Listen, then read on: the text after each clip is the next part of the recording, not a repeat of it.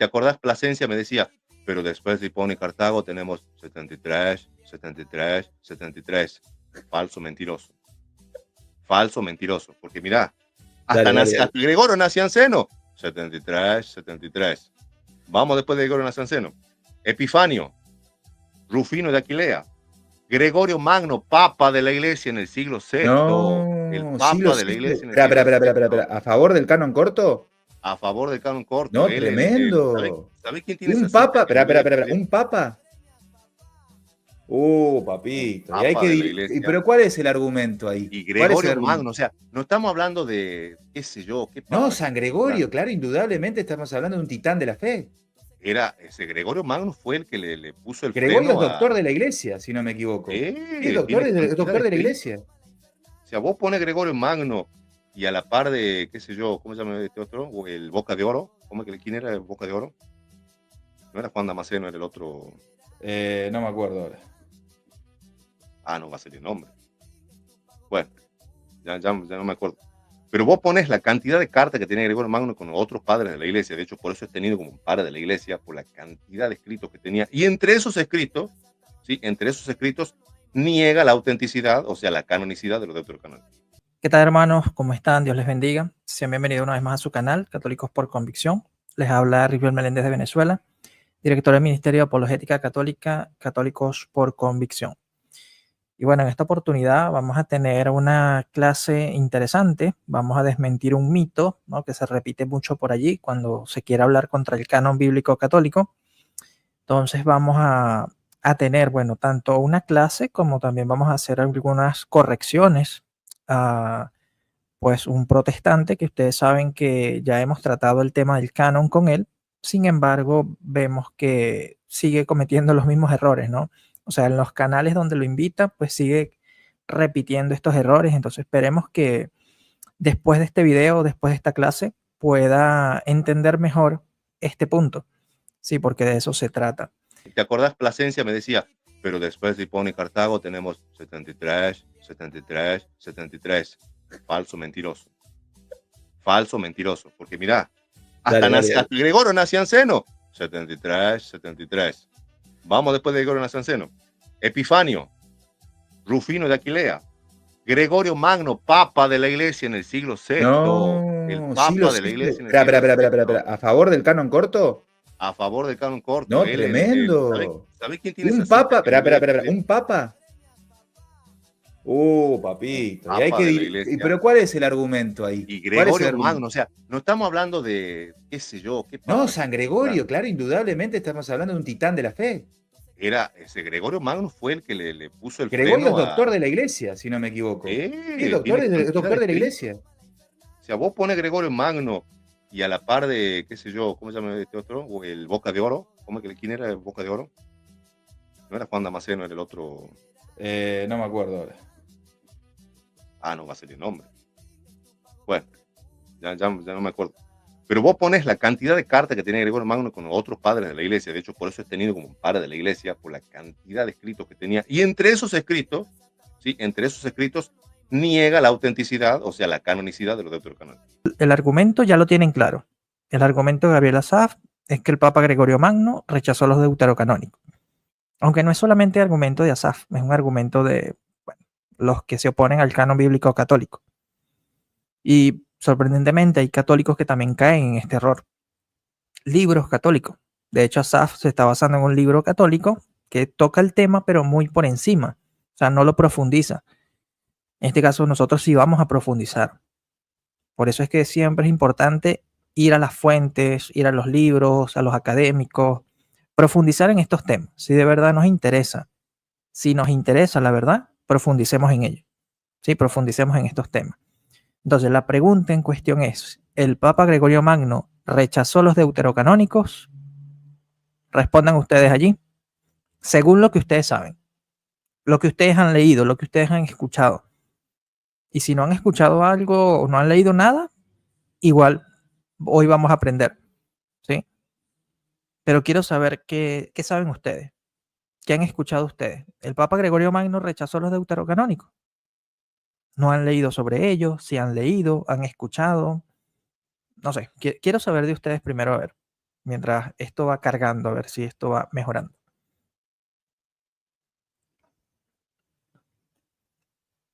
A ver, Lola, Gris, Mar, Jacqueline. Ian dice, creo que él dijo que tenía ciertas dudas, pero no lo rechazó. Bueno, vamos a ver eso. Ni idea, dice Jorge. Bueno, hoy estamos para aprender. Mayra dice que no. Ok, Mayra fue tajante. No. El Papa Gregorio nunca rechazó los deuterocanónicos. Perdón, el Papa Gregorio Magno rechazó los deuterocanónicos. No. Alexis dice, yo opino. Yo no he leído nada al respecto. Eso, me encanta que sean honestos, o sea, que sean sinceros. Porque a veces hay hermanos que quieren hablar o decir cosas que no saben. Entonces lo mejor es decir, no sé. Cuando no sé de un tema, no sé, no he leído, pero quiero aprender. Y por eso están acá. Vamos a poner acá en contexto esto. ¿Sí? A ver, todo el argumento protestante se basa en un comentario del monje, y escuchen bien, del monje Gregorio, no del Papa Gregorio. ¿Sí? Este es un comentario hecho por el monje Gregorio que va a ser Papa posteriormente. ¿Qué quiere decir esto? Que este comentario fue hecho antes de ser Papa. ¿Sabían ustedes eso? Que todo el argumento protestante se basa en un comentario de un monje que todavía no era Papa, pero ellos lo presentan como que fue el comentario de un Papa. Casi que lo presentan como magisterio. Ya desde ahí, bueno, se cae el argumento protestante. ¿Sí? Ya desde allí no tiene sentido que usen ese argumento los protestantes, pero vamos a profundizar más allá. Sí, porque eso es otro punto que ellos no hacen. Ellos no van a buscar en qué año se escribió, cuándo se escribió, el contexto histórico. O sea, el contexto histórico es muy importante para entender un texto.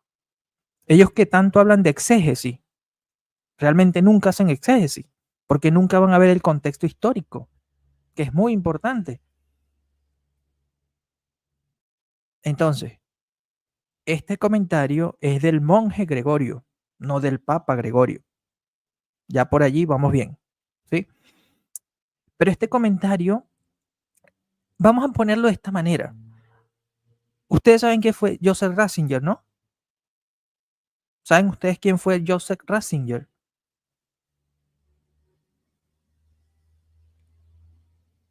A ver, ¿saben ustedes quién fue Joseph Ratzinger? Si me dicen que no, cierro el like. Si me dicen que no saben, cierro el like.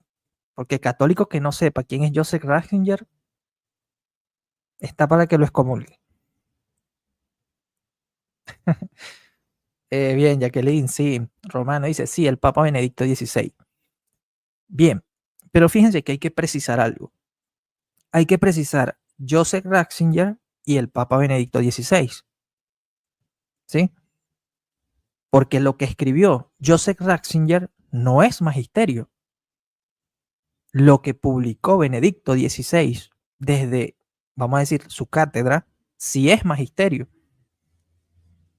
¿Se dan cuenta la importancia del contexto? O sea, es como que nosotros queramos usar un texto del cardenal Joseph Ratzinger como si fuera magisterio del Papa Benedicto. ¿Tiene sentido eso?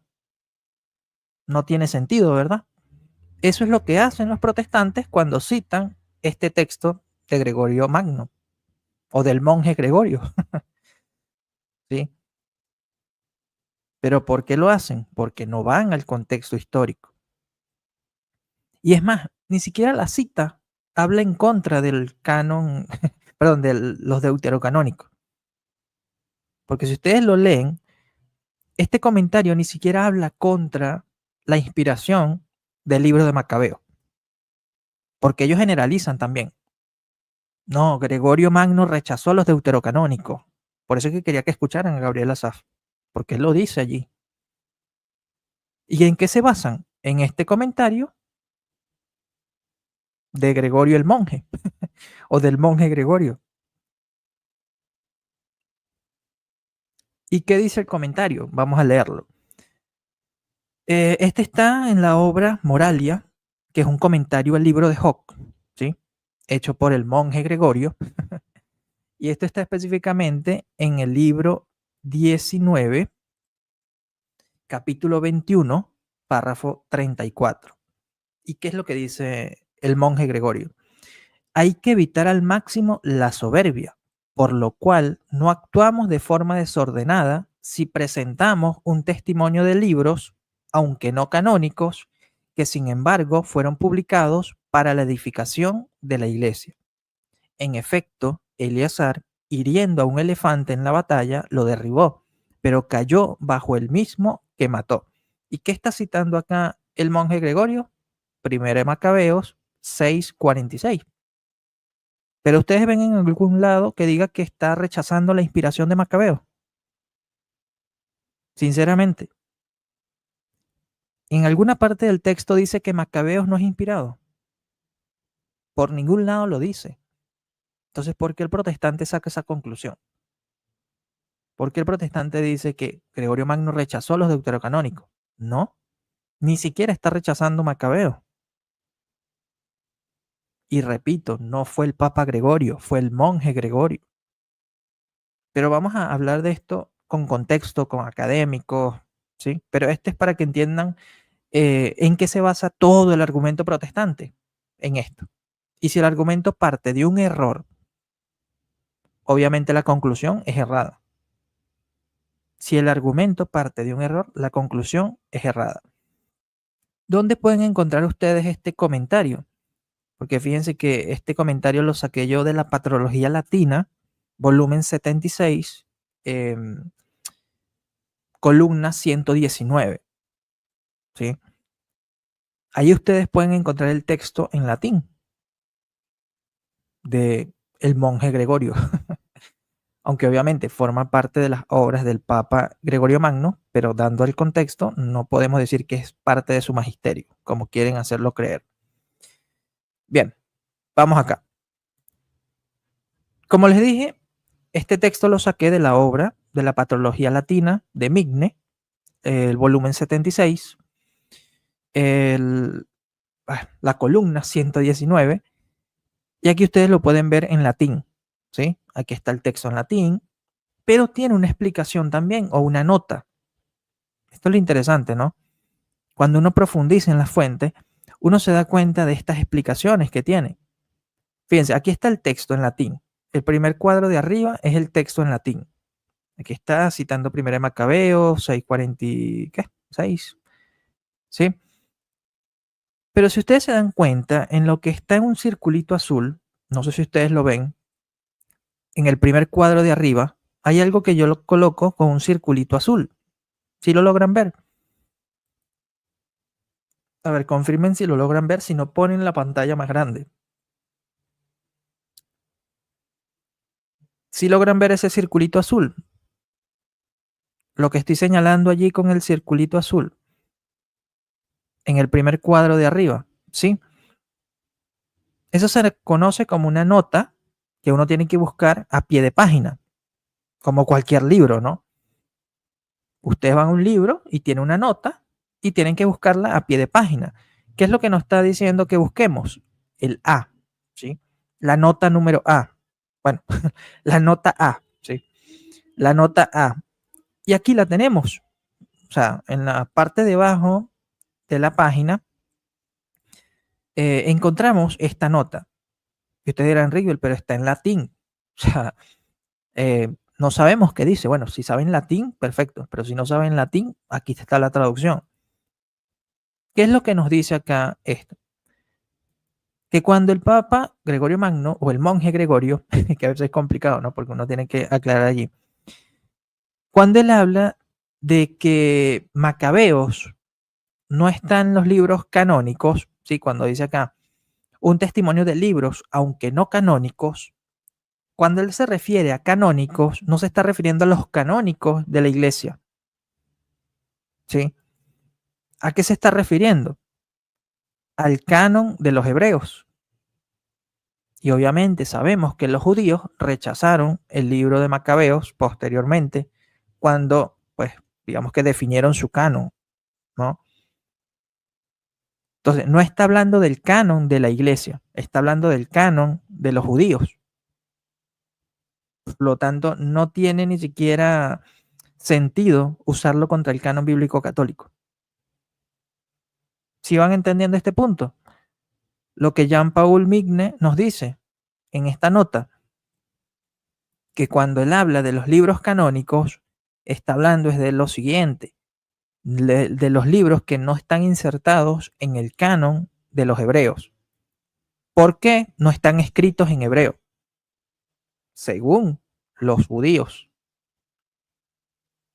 Pero para los cristianos sí está en hebreo. Y lo vamos a ver más adelante. Porque si asumiéramos que, ok, el Papa Gregorio Magno acá está rechazando Macabeos, basándose en que no está en hebreo, no. Los que hicieron esto, más que todo, fueron los judíos, porque ellos, según, aceptaron solamente lo que estaba en hebreo. Y para ellos, Macabeos no estaba en hebreo, o el primer Macabeos no estaba en hebreo. Pero resulta que Orígenes habla de un libro de Macabeos en hebreo. Y Jerónimo dice que vio una copia de este libro en hebreo. Por eso es que cuando también usan a San Jerónimo contra los deuterocanónicos, tómenlo con pinza. ¿Sí? Tómenlo con pinza para que no los engañen. Entonces, ¿vamos bien hasta acá? ¿Sí? ¿Vamos bien hasta aquí? Primero, el argumento protestante, recurriendo, ¿no?, a el Papa Gregorio Magno, se basa en un texto de el monje Gregorio, y es un texto que no niega que Macabeo sea inspirado, y cuando habla de que no es canónico, se refiere a que no forma parte del canon de los hebreos. Pero una cosa es decir que no está en el canon de los hebreos y otra cosa es decir que no está en el canon de los cristianos, como lo vamos a ver ahora. Esto es importante, esta cronología. Esta cronología es importante porque nos permite entrar en el contexto histórico. A ver, el Papa Gregorio Magno nace en Roma en el año 540. Antes del año 578, o sea, no sabemos exactamente cuándo, él se convierte en monje, abandonando su vida secular para alcanzar el puerto del monasterio. De hecho, tengo entendido que él fue el primer papa que era monje, ¿sí? Según leí, pues no sé, tengo que verificar allí esa información, pero es interesante. Ok, ¿qué vemos posteriormente? En el año 578 comienza a escribir su obra magna, Moralia in Hoc, Comentarios sobre Hoc, a petición de sus hermanos monjes, mientras residía en Constantinopla como legado papal, ¿sí? Es decir, el monje Gregorio fue legado del papa anterior. No recuerdo ahora el nombre del papa anterior al Papa Gregorio Magno, pero él fue un legado en Constantinopla. Y fue allí donde él emitió ese comentario que acabamos de leer. Y es en este periodo que se encuentra la famosa cita sobre Primera de Macabeos, que supuestamente niega su inspiración, pero es una obra privada y no un pronunciamiento papal, ¿sí? Por lo tanto, es incorrecto decir que es un texto del magisterio del Papa, porque he visto a muchos protestantes querer usar ese texto cuando se debate el purgatorio para decir, mira, el Papa rechazó el libro de Macabeos, porque muchos usan Macabeos para justificar el purgatorio, ¿no? Pero curiosamente, el Papa Gregorio Magno es uno de los que más defendió el purgatorio, así que no tiene mucho sentido tampoco el argumento protestante allí.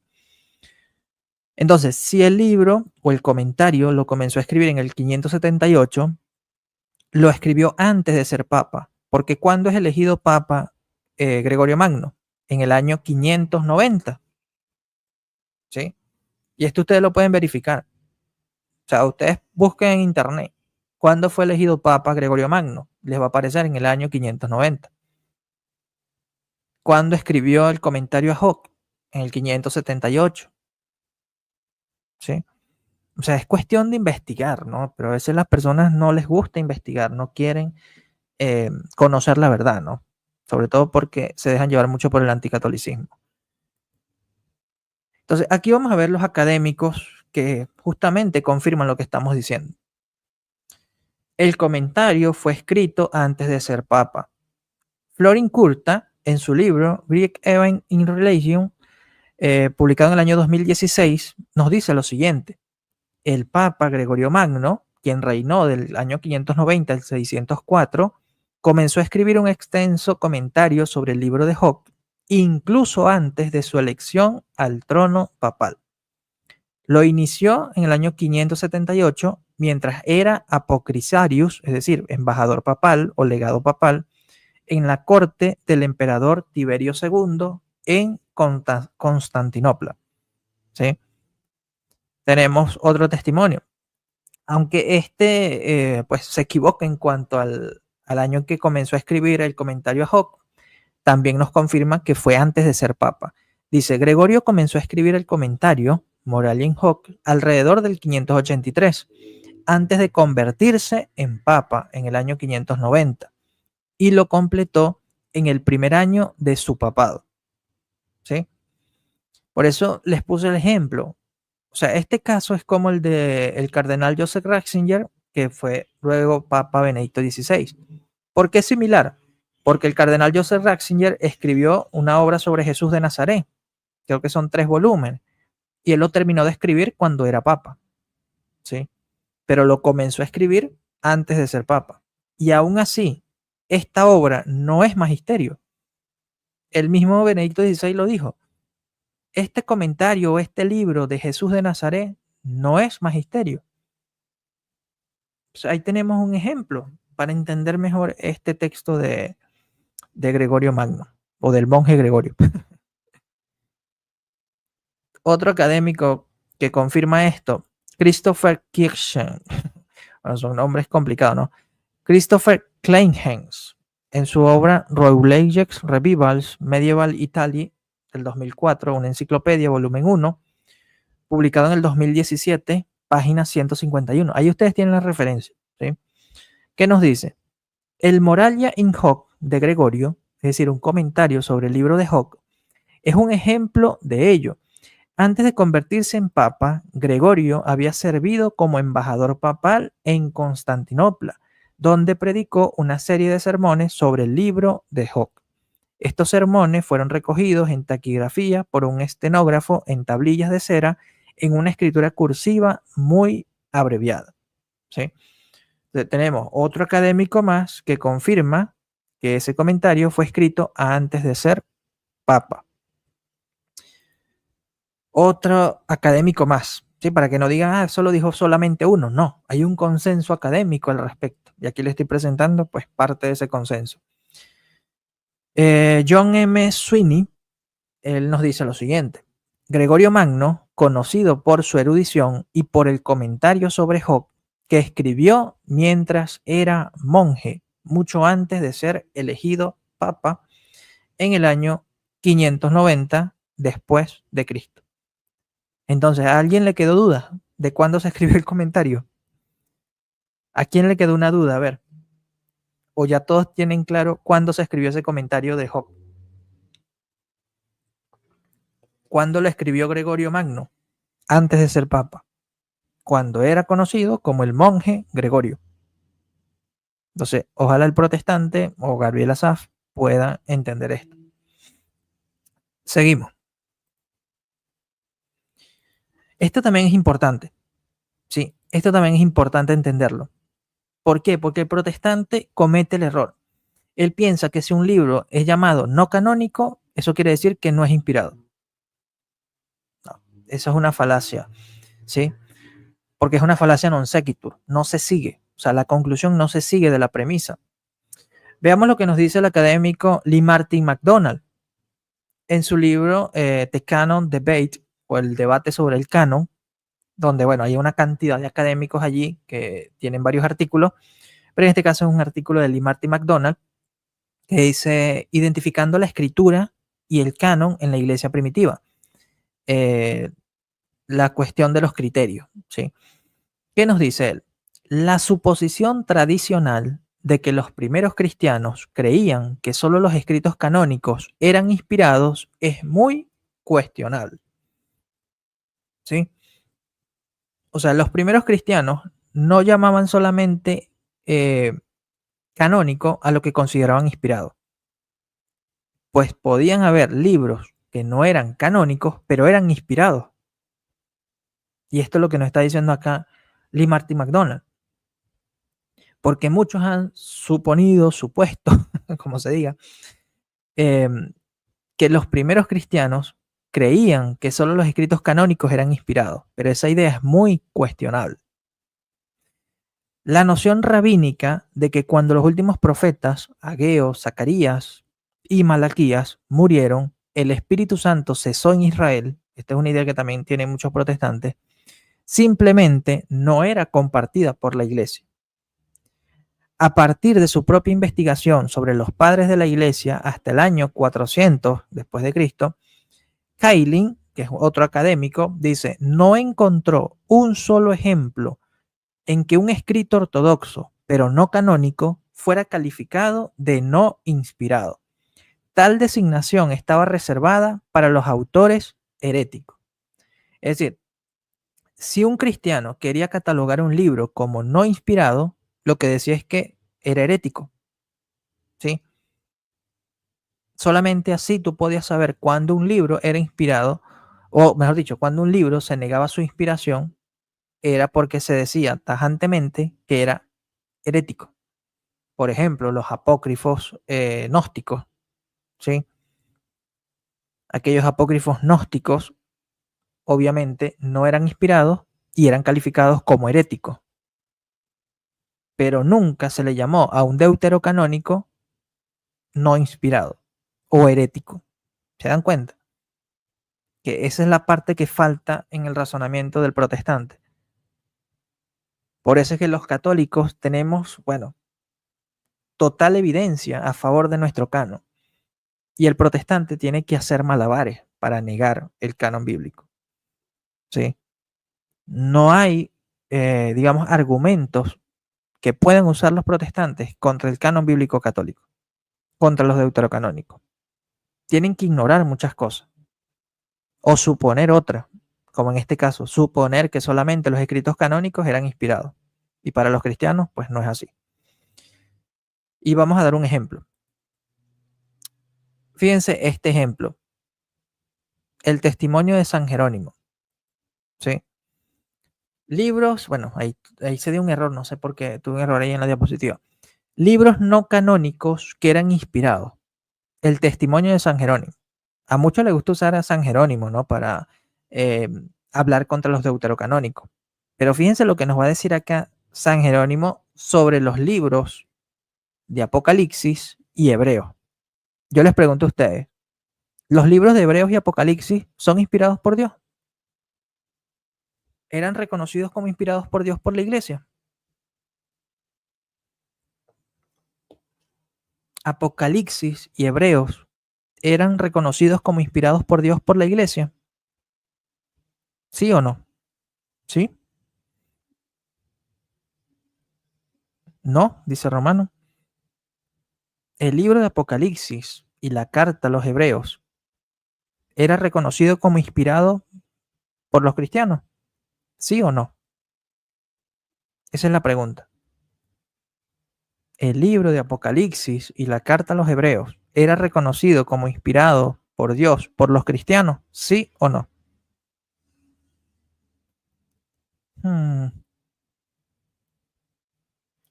Bueno. Dice, ¿habían dudas? No, a ver. Recuerden que estamos hablando prácticamente del año, bueno, del siglo IV, siglo V, ¿sí? En este caso estamos hablando, creo que del año 413, si no me equivoco. Cuando ya se había establecido el canon, ¿sí? Recuerden que las primeras decisiones sobre el canon son del año 382, 393, 397. Esos fueron los años donde se definió el canon bíblico oficialmente. ¿Sí? Si algunos quieren decir el Concilio de Roma o los concilios de Hipona, Cartago. ¿Sí? Por lo tanto, a ver, vuelvo a preguntar. ¿El libro de Apocalipsis y Hebreos era reconocido como inspirado por Dios por los cristianos? ¿Sí o no? Me gusta la pregunta que se haya ¿en qué año? Bueno, ya di el contexto.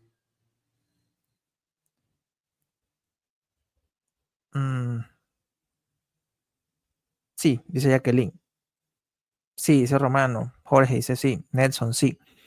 Ok, si ahora les pregunto, ¿el libro de Apocalipsis y la carta a los Hebreos era reconocido como canónico por los cristianos? ¿Sí o no? Fíjense cómo estamos razonando. Estamos razonando. El libro de Apocalipsis y la carta a los Hebreos era reconocido como canónico por los cristianos, ¿sí o no?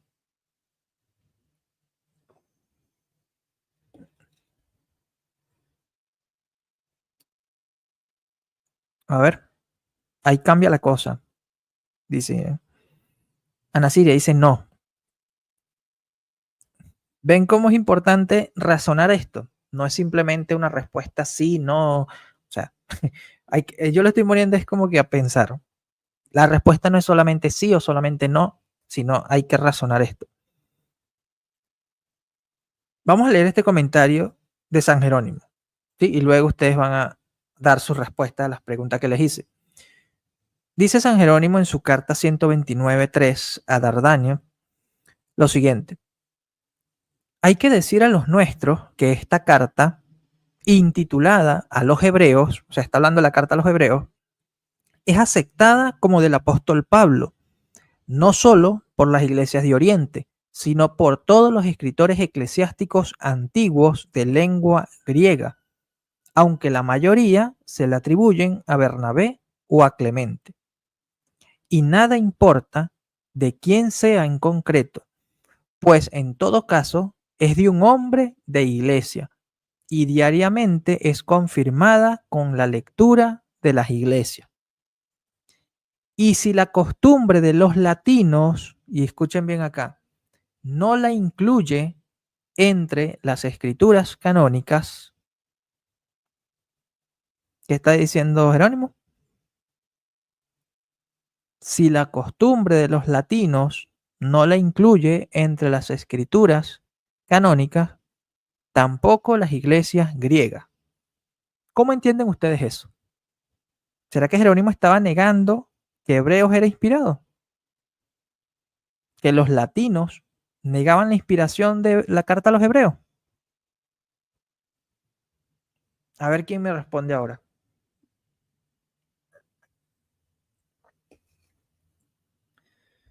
Lo que está diciendo Jerónimo allí es que los latinos no reconocían como inspirado la carta a los Hebreos. A ver.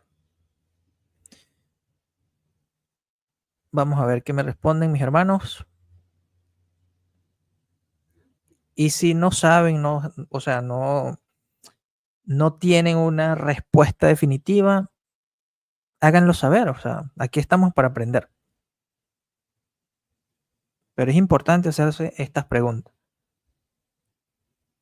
¿Acaso Jerónimo en esta carta está diciendo que Hebreos no era reconocido como inspirado por los latinos y los griegos? Por el hecho de decir que no era parte de las escrituras canónicas. ¿Se dan cuenta? El hecho de decir que no es canónico no quiere decir que no es inspirado. Porque si razonáramos de esa manera, entonces pensáramos que Hebreos no era inspirado. Pero da la casualidad que Hebreos era inspirado. Y es más, no solamente Hebreos, porque fíjense lo que va a decir acá Jerónimo. Dice, haciendo uso de la misma libertad, aceptan el Apocalipsis de Juan. Sin embargo, nosotros admitimos una y otro, siguiendo no la costumbre de este tiempo, sino la autoridad de los escritores antiguos, que utilizan con frecuencia testimonios de una y otro, no como ocasionalmente lo hacen con los apócrifos, o como cuando alguna vez echan mano de ejemplos de las letras gentiles, sino como textos canónicos y eclesiásticos. ¿Qué está diciendo Jerónimo allí? ¿Qué es lo que nos está diciendo allí Jerónimo? O le está diciendo a Dardano.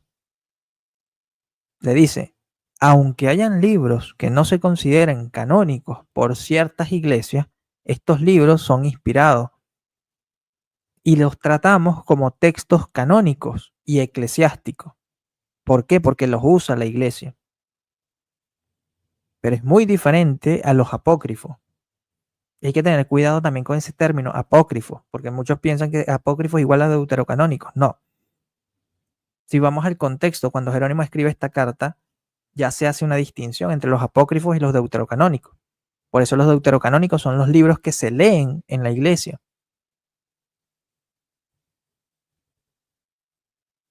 A ver, entendamos algo. Cuando se habla de libros eclesiásticos, no se está negando que sean inspirados por Dios.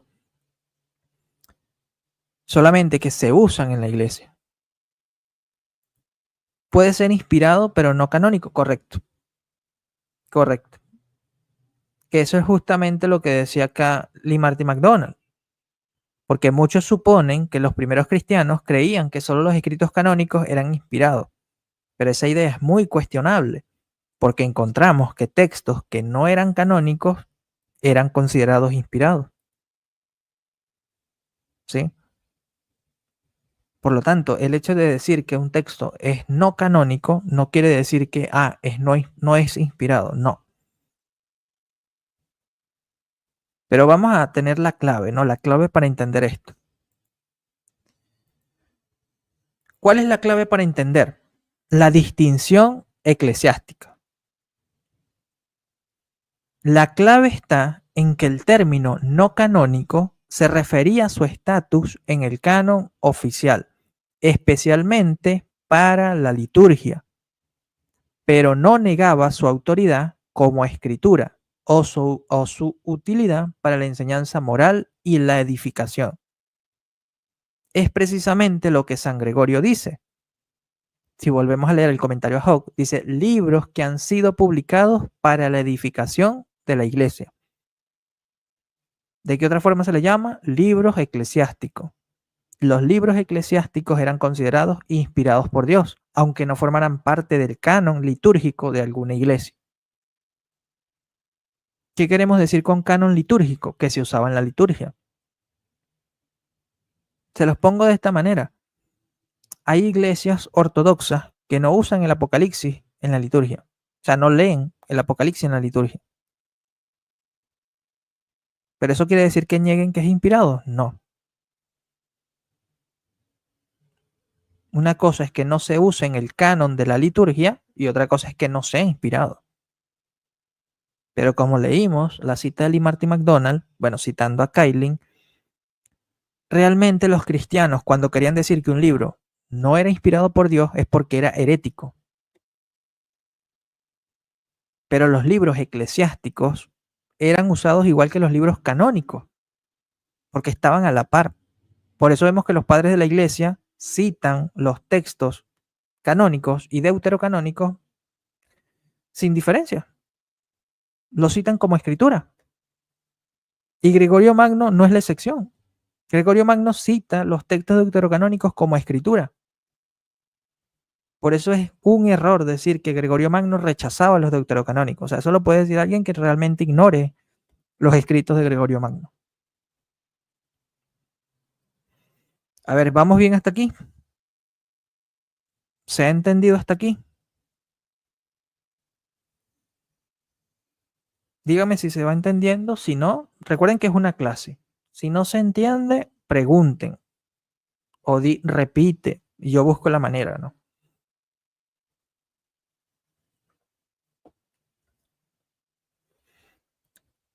A ver. Sí, súper, dice Ian. Ok, a ver los demás. Si van entendiendo. ¿Se entiende? Dice Dilfredo. A ver quién más confirma que se entienda. Queremos ver debate con protestantes. Bueno, hay muchos canales para eso, Gandalf, pero aquí no. ¿Cómo cuáles libros son libros eclesiásticos? Pues lo que llamamos deuterocanónicos. Los que llamamos deuterocanónicos eran reconocidos como eclesiásticos, pues en la Edad Media. ¿Cuántos libros inspirados hay que podamos leer sin estar faltando a la iglesia? Bueno, aquí hay que precisar algo. Fíjate que estamos hablando, Ana, de un contexto histórico, ¿sí? Antes de Trento. Ojo con esto. Porque Trento fue muy claro ya. O sea, cuando se dogmatiza el canon, ya se deja claro cuáles son los libros sagrados e inspirados por Dios. O sea, que tú no puedes negar esto, no puedes rechazarlo. Porque si no caes en anatema. Por eso ya la iglesia precisa que libros inspirados por Dios son los que tenemos en el canon bíblico. Pero en el contexto histórico que estamos tratando, es decir, en la Edad Media, el término inspirado se usaba para diversos escritos, no solamente para los que están en el canon. ¿Se entiende eso? Por eso es importante el contexto, Ana. Porque no vamos a pensar que ahora encontramos cantidad de libros inspirados por Dios. No. ¿Sí? Ya la iglesia pues estableció cuáles son esos libros para que nadie pues tenga dudas al respecto. A ver, la Didache. La Didache es un libro que se puede leer, libro de la iglesia, claro está. De hecho, la Didache se consideraba también como parte de los libros eclesiásticos, pero fíjate que no quedó en el canon. Ahí viene ya la diferencia. Lo que quiero que se entienda es que hay libros que pueden ser canónicos, eclesiásticos e inspirados. Pero ahora sabemos que solamente 73 libros son inspirados por Dios. Y aquellos que se llamaban eclesiásticos, que la iglesia los usaba, no es porque eran menos canónicos o menos inspirados, no. Eran inspirados también.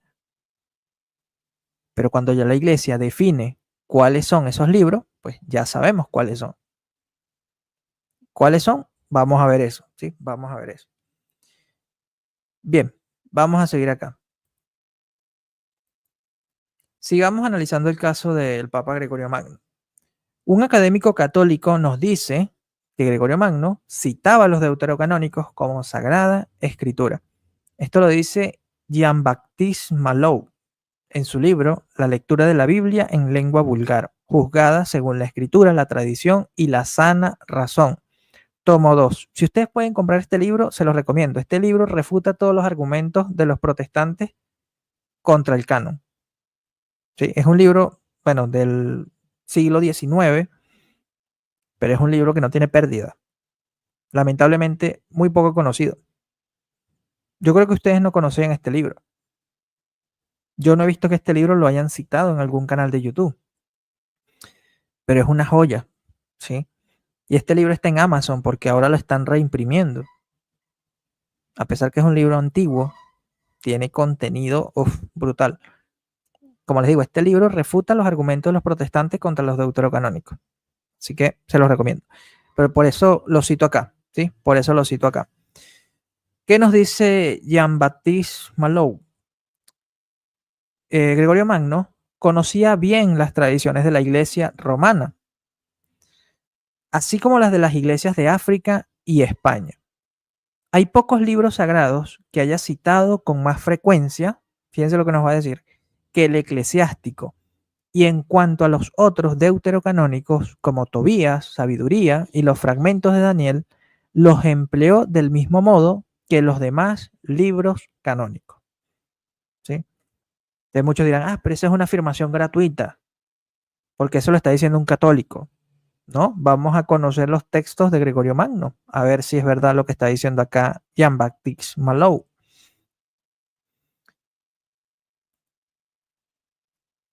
Fíjense acá. San Gregorio Magno cita Eclesiástico como Sagrada Escritura. Y esto lo hace en la misma obra que los protestantes dicen que rechaza los deuterocanónicos. O sea, la ignorancia es atrevida. En la misma obra de San Gregorio Magno o de Gregorio el Monje, ¿no? Moralien Hoc o el comentario a Hoc en el libro 31, capítulo 87, cita el libro de Eclesiástico como Sagrada Escritura. Dice, el orgullo es la raíz de todo mal, de la cual se dice, como atestigua la Escritura, el orgullo es el principio de todo pecado. ¿Qué está citando? Eclesiástica 10:1. Y sigue diciendo, pero de esta raíz venenosa brotan 7 vicios principales como su primera descendencia, la vanagloria, la envidia, la ira, la melancolía, la avaricia, la gula y la lujuria. Entonces, en la obra que según Gregorio rechaza los deuterocanónicos, cita como escritura el libro de Eclesiástico. ¿Sí? Seguimos. Otra cita, para que no digas, pero es que es una sola. No. Y esta es mejor todavía. Esta la encontramos en el registro epistolar, libro 4, capítulo 31, a Teodoro, médico del emperador. Dice lo siguiente, ojalá fuéramos dignos de orar por ti, pero no tengo ninguna duda de que no soy digno. Sin embargo, hay aquí muchas personas dignas que están siendo redimidas del enemigo por tu ofrenda y sirven fielmente a nuestro Creador, con respecto a las cuales has hecho lo que está escrito. Guarda limosnas en el seno del pobre y ellas orarán por ti. ¿Qué está citando? Eclesiástico 29:15. ¿Qué nos está diciendo acá Gregorio Magno? Está citando Eclesiástico como una escritura que se cumplió. Si esto no es reconocerlo como inspirado por Dios, que un protestante venga y me explique. Pero aquí Gregorio Magno está citando Eclesiástico como un libro, ¿verdad? Que se cumple lo que está escrito. Por eso dice, hay aquí muchas personas dignas que están siendo redimidas del enemigo por tu ofrenda y sirven fielmente a nuestro Creador, con respecto a las cuales has hecho lo que está escrito. O sea, en otras palabras, se está usando el libro de Eclesiástico para decir que se está cumpliendo la escritura. O que la persona, en este caso Teodoro, está cumpliendo lo que está escrito. ¿Está escrito dónde? En la palabra de Dios, en la Sagrada Escritura. ¿Sí? Seguimos. San Gregorio Magno cita sabiduría como Sagrada Escritura. No solamente eclesiástico, también sabiduría. Esto lo vemos en la misma obra que según los protestantes, Gregorio Magno rechaza los deuterocanónicos como escritura. Específicamente en el libro 4, capítulo 3, ¿qué nos dice? Y con cuánta dificultad avanzan hacia el descanso, quienes están atados por los nudos apretados de tan diversas preocupaciones, como atestigua la Escritura, donde dice, pero los hombres poderosos serán atormentados poderosamente. ¿Qué está citando aquí Gregorio Magno? Sabiduría 6:6. De ahí que la verdad pronuncie estas palabras en el Evangelio. A todo el que se le ha dado mucho, se le exigirá mucho. Fíjense cómo está citando tanto sabiduría y el Evangelio de Lucas. Y no hace distinción. No está diciendo, este libro tiene menos autoridad que este, no, este libro sí es inspirado, este no, no. San Gregorio Magno está citando, o en este caso el monje Gregorio está citando el libro de sabiduría a la par del Evangelio de Lucas. Seguimos. Otra obra donde cita sabiduría. Esto está en el registro epistolar, libro 3, carta 53, a Juan, obispo de Constantinopla. Y este es más interesante todavía. Porque si ustedes se fijan, fíjense en esto. fíjense en esto acá, para que ustedes vean acá esto muy interesante. Acá, no, perdón, en la otra. Acá, cuando cita a Lucas, ¿qué es lo que dice? Antes de citar a Lucas. Antes de citar a Lucas, bueno, en la última parte del párrafo, ¿qué nos dice? De ahí que la verdad pronuncia estas palabras. Cuando dice la verdad, ¿a quién se refiere?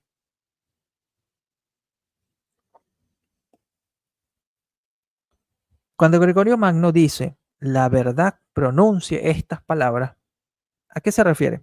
¿A quién se está refiriendo cuando dice la verdad? Vamos a ver si están entendiendo todo esto, ¿sí? Porque de nada sirve que yo hable y no se entienda. A mí me interesa más que lo entiendan. A ver, en este texto está citando a sabiduría, pero menciona algo interesante que nos va a servir para el próximo comentario. Porque menciona la verdad. ¿Quién es la verdad? Cuando habla de la verdad, ¿a quién se refiere? A ver, no se duerman. ¿A quién se refiere Gregorio allí cuando dice, de ahí que la verdad pronuncie estas palabras en el Evangelio? A todo el que se le ha dado mucho, se le exigirá mucho. Lucas 12:48. ¿A quién se refiere cuando dice la verdad? Vamos a ver qué me dicen ustedes.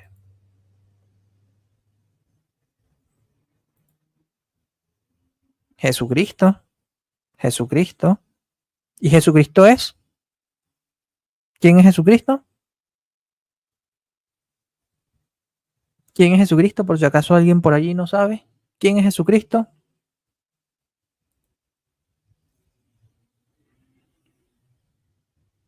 Dios. Entonces, ¿quién está diciendo acá Gregorio que está hablando? Dios. Y si está diciendo que Dios es el que está hablando, es porque lo está considerando inspirado. ¿Verdad que sí? Cuando dice que la verdad pronuncia estas palabras, es porque está considerando inspirado lo que va a citar. ¿Verdad? Ahora, ustedes dirán, sí, pero es que ella está hablando de Lucas. Bueno, vamos a ver otro texto a ver qué nos dice. Miren lo que dice acá, en esta carta a Juan, obispo de Constantinopla. Dice, pero si su santidad sabía a qué me refería en mi carta y lo que se había hecho, ya fuera contra Juan el presbítero o contra Atanasio, monje de Isauria y presbítero, y me escribió, no lo sé. ¿Qué puedo responder a esto? Ya que la verdad dice a través de su escritura, la boca que miente mata al alma.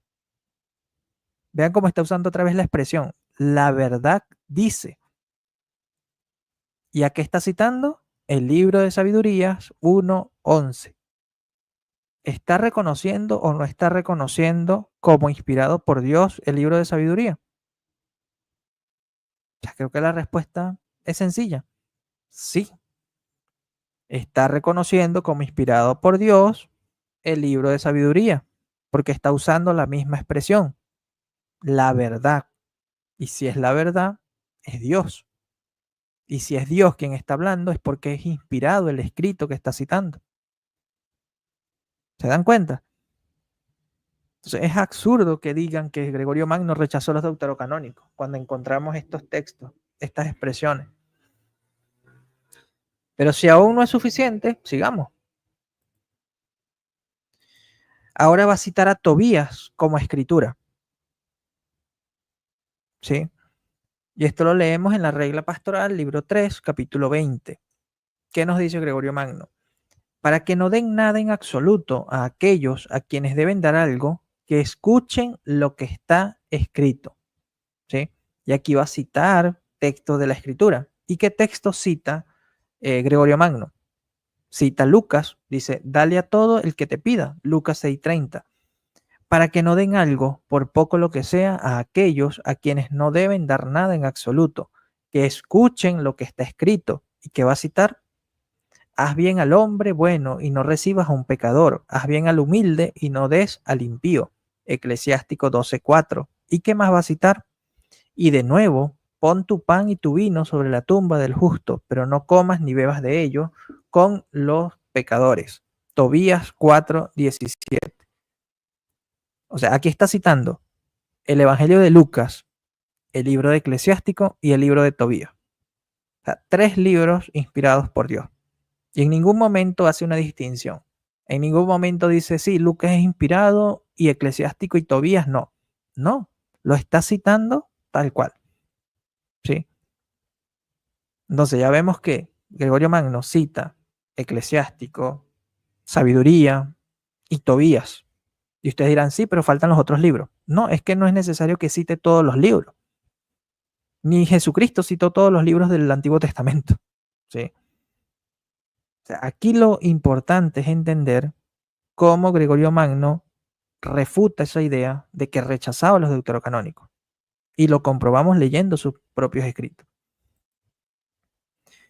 Y este punto es importante, porque lo que nos dice Gregorio Magno en su comentario a Job, en el prefacio 3, va a sacar de duda a todos. Porque lo que Gregorio Magno considera escrito, escritura, es porque es inspirado por Dios. Si leemos el prefacio 3 del comentario a Job, vamos a comprobar esto. Para Gregorio Magno, todo aquello que es escritura, que es escrito, es inspirado por Dios. Vamos a leerlo acá, dice: por lo tanto, los escritores de la Sagrada Escritura, al estar llenos del Espíritu Santo, se elevan por encima de su propia naturaleza, como si estuvieran fuera de sí mismos, y de esta manera expresan sentimientos sobre sí mismos, como si se tratara de otras personas. De esta manera, también el bienaventurado Job, estando bajo la influencia del Espíritu Santo, pudo haber escrito sus propios actos, que eran en realidad dones de inspiración divina, como si no fueran suyos, pues en la medida en que era un ser humano quien hablaba cosas de Dios, todo lo que decía pertenecía a otro, y en la medida que el Espíritu Santo hablaba de lo propio de un ser humano, era otro quien expresaba lo que le pertenecía. Así que para Gregorio Magno, todo aquello que él citaba como escritura, como escrito, era inspirado por Dios, porque era escrito por alguien lleno del Espíritu Santo. Era inspiración divina. Ergo, Sabiduría, Eclesiástico, Tobías, eran inspirados por Dios. Eran Sagrada Escritura. ¿Qué más quieren? O sea, ¿qué más quieren para que se entienda esto? Pero vamos a seguir. Se recuerdan que tratamos el caso, ¿no? del comentario de Jean-Paul Migne, porque podríamos decir, bueno, Gregorio Magno rechazó Macabeos porque no estaba en hebreo. Pero es que para los cristianos, Macabeos sí estaba en hebreo. Sabían de un Macabeos en hebreo. Los que no sabían de un Macabeos en hebreo o no querían o no sé qué les pasó, eran los judíos. Pero nosotros tenemos testimonio tanto de Orígenes como de San Jerónimo que existía el libro de Macabeos en hebreo. Por lo tanto, no había razón para rechazarlo. ¿Qué nos dice Orígenes de Alejandría? Citado por Eusebio de Cesarea en su Historia Eclesiástica, libro 6, 25.2. Dice, y aparte de estos están los de los Macabeos, que van titulados Sarbex Sabanael. O sea, es el nombre que les dio Orígenes de Alejandría a los libros de Macabeos. Y este nombre que les da es semítico, es decir, es hebreo. San Jerónimo, en el año 392, en su prólogo a Galeatus, o prefacio de Jerónimo a su traducción de Samuel y Reyes, dice lo siguiente: he encontrado el primer libro de Macabeos en hebreo, mientras que el segundo es griego, lo cual se puede demostrar por el estilo mismo. ¿Sí? Entonces, el mismo Jerónimo, que según dicen rechazaba los deuterocanónicos, él encontró el libro de Macabeos en hebreo. Pero vamos a ver este comentario que nos da Edmund Gallagher, un académico protestante, sobre todo especializado en el tema del canon, en su libro The Biblical Canon List, publicado en el 2017, en la página 204, dice lo siguiente, o sea, comentando este punto, ¿no? Dice, este nombre semítico, es decir, el que da Orígenes de Alejandría, para Primero de Macabeos, ofrece cierta evidencia de que el idioma original del libro no era el griego y que un texto semítico sobrevivió hasta los días de Orígenes. Jerónimo, en el Prologus Galiatus, también afirma que el libro existía en hebreo y al parecer asegura haber visto una copia. Así que no es algo que me estoy inventando, es algo que también reconocen los académicos, y es que el primer libro de Macabeos, pues sí estaba en hebreo, o los cristianos lo reconocían también en hebreo. Los que no lo querían reconocer eran los judíos. Pero bueno, ustedes sabrán que los libros deuterocanónicos eran rechazados por los judíos porque estos confirmaban muchas verdades cristianas, porque los cristianos lo usaban, ¿no? Seguimos. Un académico católico explica las citas de Gregorio Magno a los deuterocanónicos. Y este es otro libro que les recomiendo, solamente que está en inglés. Este libro de A. E. Brink, A General and Critical Introduction to the Study of Holy Scripture, que es también, bueno, del siglo XIX, prácticamente refuta también todos los argumentos protestantes contra los deuterocanónicos. ¿Sí? Y ya van a ver por qué, porque ahorita les voy a mostrar, yo tengo el libro en PDF, y es genial, o sea, me basé mucho en él también, por eso lo cito acá. Pero da un comentario al respecto del tema que estamos tratando y dice lo siguiente. Es innecesario recorrer todas las obras de San Gregorio. Estos pasajes, no lo que acabamos de leer, tomados de los libros de su exposición de Hock, son una buena muestra del uso que hace de las escrituras deuterocanónicas. Nadie puede decir que Gregorio consideraba estos libros como meros tratados piadosos. Introduce sus frecuentes citas de ellos con las solemnes fórmulas, está escrito, etc. Y a menudo las declara escrituras de Dios. Gregorio recibió las escrituras donde aprendió su fe, de la Iglesia Católica. Por lo tanto, al sacar de su acervo de conocimiento bíblico, no hacía distinción en la práctica entre los libros del primer y segundo canon. El hecho de que use más sabiduría y eclesiástico, ¿no? Como lo vimos, se debe a la riqueza de su enseñanza moral. Se adaptaban a su propósito. En sus obras se encuentran citas de todos los libros deuterocanónicos, excepto Judith y Baruch. Pero la fuerza probatoria de esta cita abarca todos estos libros, porque evidencia que él recibió la edición de la Escritura en la que todos estaban en igualdad de condiciones. La cuestión de la canonicidad era para él más una cuestión de disciplina. Estaba dispuesto a recibir todos los libros, ya que la Iglesia los usaba, pero no intentó decidir el grado exacto de inspiración de los diversos libros. Pero ustedes dirán, bueno, ese es un académico católico. Bueno, vamos a citarle a un académico protestante. Henry Hoyle Howard, en su libro sobre el Papa San Gregorio Magno, nos dice lo siguiente. Para Gregorio Magno, toda la escritura fue directamente inspirada por el Espíritu Santo. Y ya lo leímos en su prefacio 3, ¿no?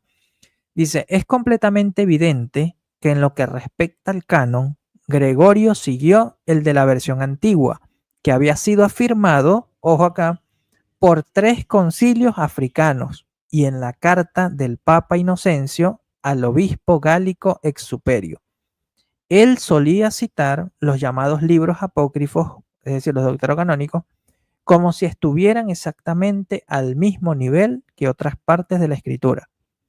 La cuestión de la canonicidad de este o aquel libro nunca lo preocupó.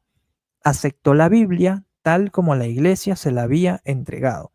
Una obra de inspiración divina que ella ilumina en sus dogmas al sacar a la luz sus misterios y aclarar sus oscuridades. El recurso definitivo es la escritura misma y la propagación de la escritura por todo el mundo es la razón de ser de la Iglesia.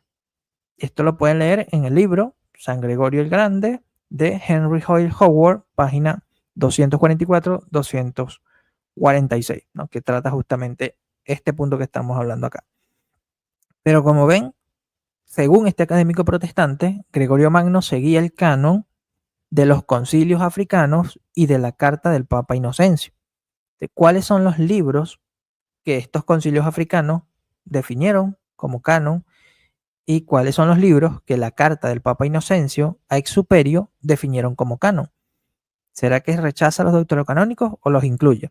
Pues vamos a verlo, ¿no? Aunque esto ya lo hemos visto muchas veces acá, pero me encanta volverlo a traer. Un académico protestante nos dice que los concilios africanos incluían los deuterocanónicos. Gonzalo Báez Camargo, en su libro Breve Historia del Canon Bíblico, tercera edición, Ediciones Luminar, México, 1992, página 68, que por cierto, este es un académico metodista, ¿sí? ¿Qué nos dice? Bueno, él menciona el Sínodo de Roma. Dice, el Sínodo de Roma, 382, incluyó entre los libros que la Iglesia Católica Universal debe aceptar Sabiduría, Eclesiástico, Tobit, Judith y Primera y Segunda de Macabeos. Según el Concilio de Hipona, 393, todos los deuterocanónicos han de ser considerados como escritura. El Sínodo de Cartago del año 397 reconoció Eclesiástico, Sabiduría, Tobit, Judith, Esther con sus ediciones, Primera y Segunda de Esdras y Primera y Segunda de Macabeos. Otro Sínodo de Cartago, el del 419, siguió prácticamente el criterio del anterior. Así que si Gregorio Magno aceptó el canon de los concilios africanos, pues aceptó los deuterocanónicos como Sagrada Escritura, según estos académicos protestantes. Ojo, estoy citando académicos protestantes, ¿no? Para que no digan, no, que eso es un invento papista, que eso solamente lo dicen los católicos. No, es un protestante. Pero bueno, vamos a ver qué tiene el Concilio de Hipona. El Concilio de Hipona del año 393, ¿sí? Un concilio plenario de toda África, celebrado el 8 de octubre del año 393, en su canon 36 nos dice lo siguiente. Pareció bien que fuera de las escrituras canónicas nada se lea en la iglesia bajo el nombre de divinas escrituras. ¿Y cuáles son esas divinas escrituras que Gregorio Magno aceptaba? Bueno, aquí están los 73 libros, ¿no? Aquí están enumerados, pero vamos a mencionar los que pues nos interesan, ¿no? Dice 5 libros de Salomón. Entre estos 5 libros de Salomón, obviamente está incluido el Eclesiástico y Sabiduría, que se le reconoce como de Salomón. De hecho, el Papa Gregorio Magno cita el libro de Sabiduría como libro de Salomón. Pasa que ese texto sí no lo cité porque, bueno, en realidad hay muchos textos, ¿no? Que omití por cuestiones de tiempo, de espacio. Pero ahorita ustedes lo pueden, les voy a decir dónde los pueden conseguir. Dice acá, Jeremías, ¿no? Y obviamente Jeremías incluye a Baruch, ¿sí? Ya van 3 deuterocanónicos. Aquí está Tobías, Judith y 2 de los Macabeos. Por lo tanto, están los 7 libros deuterocanónicos. Para un total de 73 libros, ¿no? Si contamos los 27 del del Nuevo Testamento. Capaz te dice que ese académico protestante no protestaba demasiado. Bueno, es que pueden buscar muchas excusas, ¿no? Pero dato mata relato. Entonces, el Concilio de Hipona, que siguió Gregorio Magno, según el académico protestante, pues aceptaba los deuterocanónicos. Y eso incluye también Macabeos, ¿no? Por lo tanto, hay que entender que cuando habla de que Macabeos no es canónico, es para los judíos, no para los cristianos. Para los cristianos sí es canónico. A ver, me fui. Acá. Tenemos también la carta del Papa Inocencio, ¿no? Que la mencionó allí el académico protestante. Bueno, ¿cuáles son los libros que menciona esta carta del Papa Inocencio a Exuperio? Esta es la carta 6-7, conocida también como, a ver si lo puedo ver acá, pues que está demasiado lento esto. A ver, Consulenti Tivis, sí. Publicada el 20 de febrero del año 405. ¿Qué nos dice el Papa Inocencio en su carta a Exuperio? ¿Y saben algo interesante? Exuperio prefirió consultar al Papa Inocencio cuando era amigo de Jerónimo, O sea, en vez de consultar a Jerónimo, consultó al Papa. Esto justamente confirma también la importancia que tenía el obispo de Roma, ¿no? ¿Qué dice el Papa Inocencio? Dice, ¿qué libros hayan de ser recibidos en el canon? Lo muestra este breve anexo. Y aquí va a mencionar, bueno, los 73 libros. Pero él los menciona de la siguiente manera. Entre los 16 libros de los profetas, ahí encontramos lo que es Jeremías. Y Jeremías incluye a Baruch. Por lo tanto, ya tenemos un deuterocanónico. Entre los 5 libros de Salomón, tenemos Sabiduría y Eclesiástico. Tenemos 3 libros deuterocanónicos. Tenemos acá uno de Tobías, uno de Judith y 2 de los Macabeos, para un total de los 7 libros deuterocanónicos. Por lo tanto, si el Papa Gregorio Magno seguía el canon de los concilios africanos y de la carta del Papa Inocencio ex Superio, seguía el canon católico. No tiene sentido que digan lo contrario. Y bueno, este mismo canon es el mismo que se va a proclamar por el Concilio de Trento. Y esto también lo reconoce otro académico protestante. Nos dice Philip Schaff en su libro Historia de la Iglesia Cristiana, volumen 3, lo siguiente. El concilio de Hipona en el año 393 y el tercer, según otro recuento, el sexto concilio de Cartago en el año 397, bajo la influencia de Agustín, quien asistió a ambos, fijaron el canon católico de las Sagradas Escrituras, incluyendo los apócrifos del Antiguo Testamento, y prohibieron la lectura de otros libros en las iglesias, a excepción de las actas de los mártires en sus días conmemorativos. Estos dos concilios africanos, junto con Agustín, dan 44 libros como los libros canónicos del Antiguo Testamento. Entiéndase que dan 44 porque pues, a Baruch lo incluyen con Jeremías, ¿no? Ok, ¿qué va por acá? Ok. Dice el Antiguo Testamento en el siguiente orden. Dice Génesis, Éxodo, Levítico, Números, Deuteronomio, Josué, Jueces, Ruth, 4 libros de los Reyes, los 2 de Samuel, 2 libros de Paralipomeno, Job, los Salmos, 5 libros de Salomón. En los 5 libros de Salomón ya saben que van los libros de sabiduría y eclesiástico.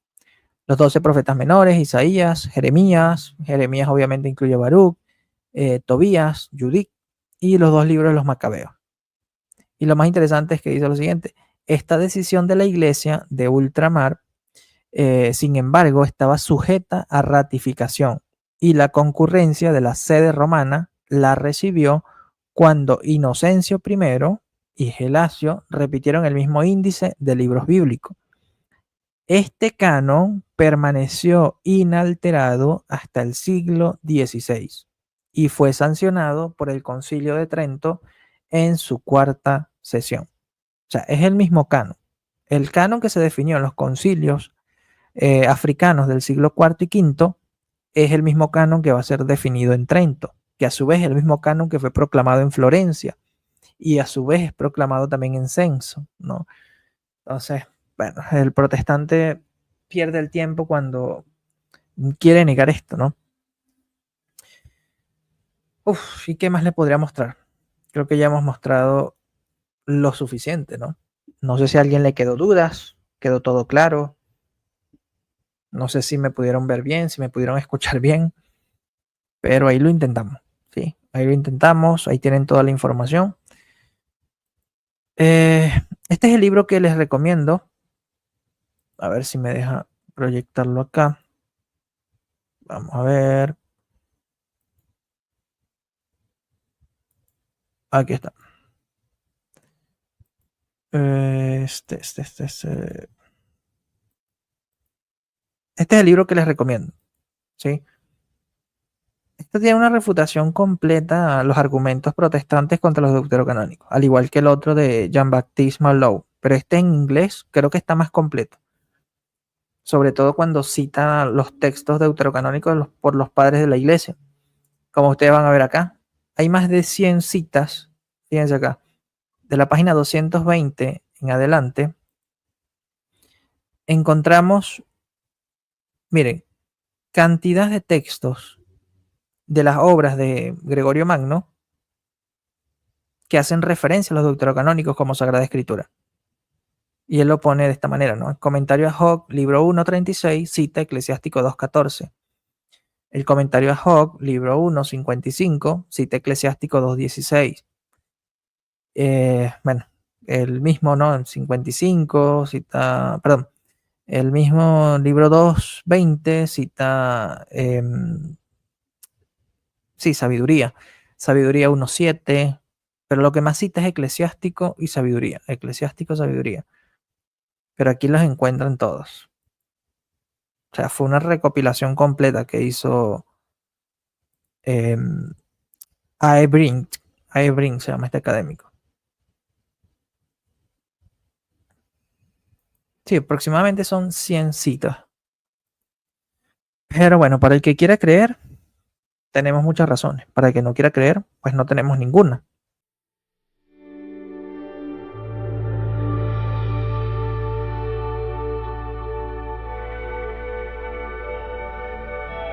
Apologética, llámale como tú quieras. Vengo en defensa de tantas tiraderas. En contra de la iglesia, en contra de mis hermanos, en contra de la Virgen y en contra de los santos. Somos la iglesia del primado de Pedro, con sus concilios y todo lo correcto. Somos la iglesia de los sacramentos, pues Jesucristo es nuestro fundamento.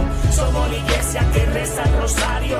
Somos la iglesia de los intermediarios. Somos la iglesia de la misericordia. Ecumenista y yo omite la discordia. He decidido ya no quedarme callado, dar testimonio como un buen bautizado. No soy cristiano la que vive encasillado, por medio de su sangre ahora soy sellado. No soy católico por emoción, soy católico por convicción, papá. Ser católico, hermanos, tiene que ser una decisión, tiene que ser por convicción, porque yo me he encontrado con Cristo, porque he experimentado a Cristo en mi vida, porque Cristo ha transformado mi vida, he decidido optar por Él. Que la gente sepa por qué es católico. No basta ser católico. A mí me bautizaron. Yo nací en una familia católica. Muy bien, muy bien, muy bien. Pero no basta que tú seas católico por ósmosis, por ambiente y por clima. No, no. Tienes que ser católico por convicción. Por convicción. Yo tengo que saber por qué soy católico. Porque si no, si mi catolicismo no tiene raíces, al menor vendaval, pues se lo llevan. Como pasa con tantos desgraciados que han sido engañados por los testigos de Jehová, o por los mormones, o por los adventistas, o por los cuáqueros, qué sé yo. ¿Por qué se los llevan? Si eran católicos, ¿por qué se los llevan? Porque su catolicismo no tiene raíces. No tiene raíces. Y al menor soplido se lo llevan de calle. Pero cuando uno sabe por qué es católico, cuando uno tiene una fe con raíces agarrada al suelo, ya pueden soplar vientos. A mí la fe no me la quita nadie.